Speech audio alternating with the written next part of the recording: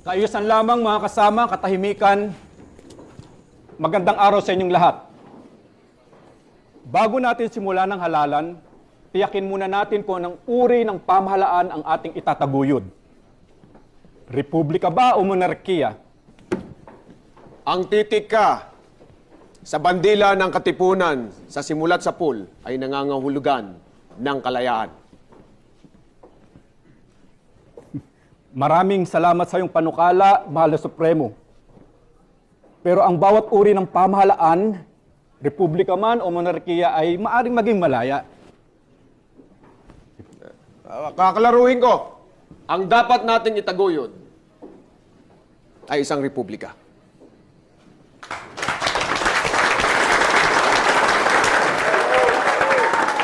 Magsisimula na tayo.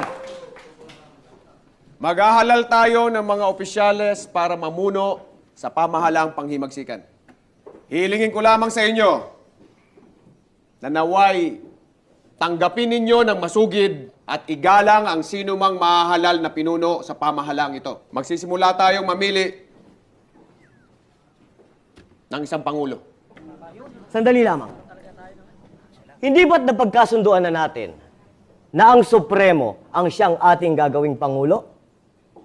Ipinapayo ko sa inyo na ideklara ngayon din bilang Presidente ang Supremo Andres Bonifacio.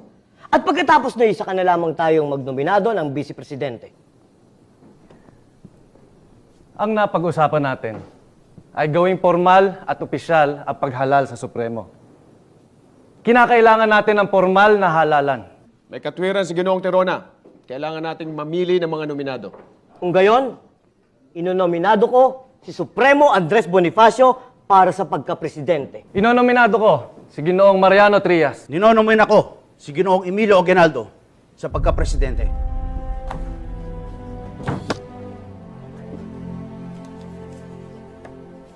Bawat isa ay bibigyan ng papel. Yun ang magiging balota. Pakisulat ang pangalan at pagkatapos tiklupin ang papel.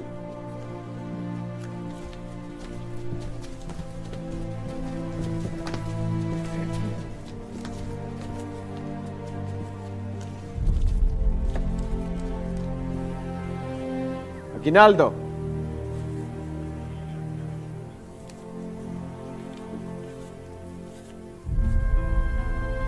Aguinaldo.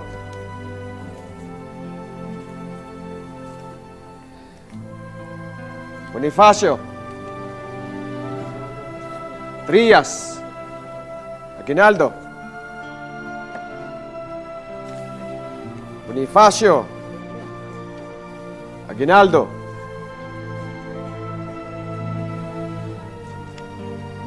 Aguinaldo. Ang ating presidente at presidente ng pamahalang himagsikan, nahalal en absensya, Emilio Aguinaldo.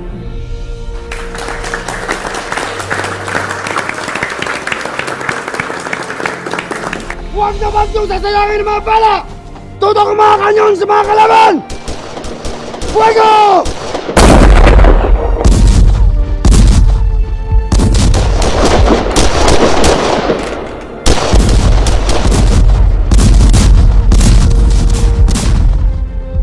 Ngayong may Pangulo na tayo, gawin naman nating Vice Presidente bilang parangal sa Supremo. Ang Supremo! Formal at opisyal, senyor.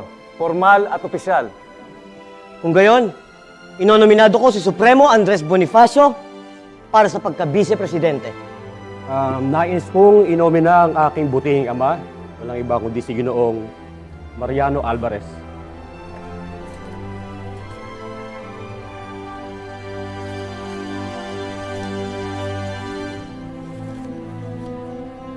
Bonifacio.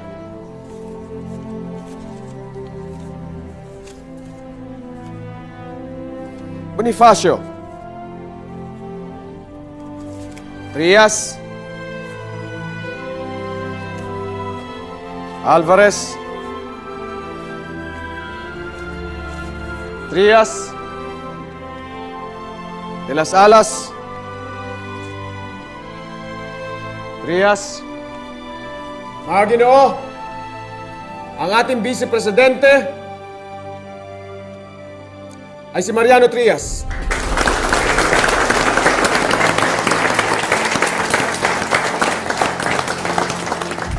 Narito ang mga nahalal na ng mga pinuno para sa pamahalaang panghimagsikan. Presidente Emilio Aguinaldo. Vice Presidente Mariano Trias. Kapitan General Artemio Recarte. Ministro de la Guerra Emiliano Riego de Dios. Ministro del Interior Andres Bonifacio. At marami pa tayong dapat ihalal ng mga ministro.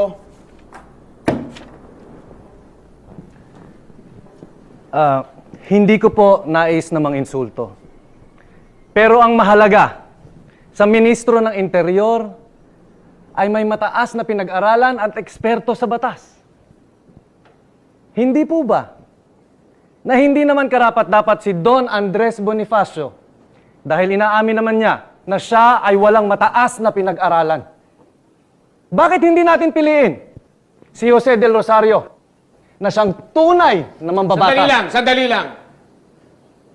Napag-usapan na natin kanina na ating igagalang tatanggapin ng sinumang mahalal na pinuno sa pamahalaang panghimagsikan. Nang ako na ang nahalal bilang pinuno ng isang pinakamaliit na posisyon sa kabinete, nagpo-protesta ka pa! Hayop ka! Ano ba gusto mo? Ha? Tawa niyo ako! Ano ba gusto mo? Andres! Ha? Paalaala lang, Andres! Yun ay suhestyon lamang at hindi isang musyon! Wala akong pakialam! Hayop ka! Magdalo tayo! Supremo! Tawa niyo ako! Ano malak mo? Bilang pinuno ng halalang ito, dinedeklara ko na walang saysay at walang bisa ang halalang ito.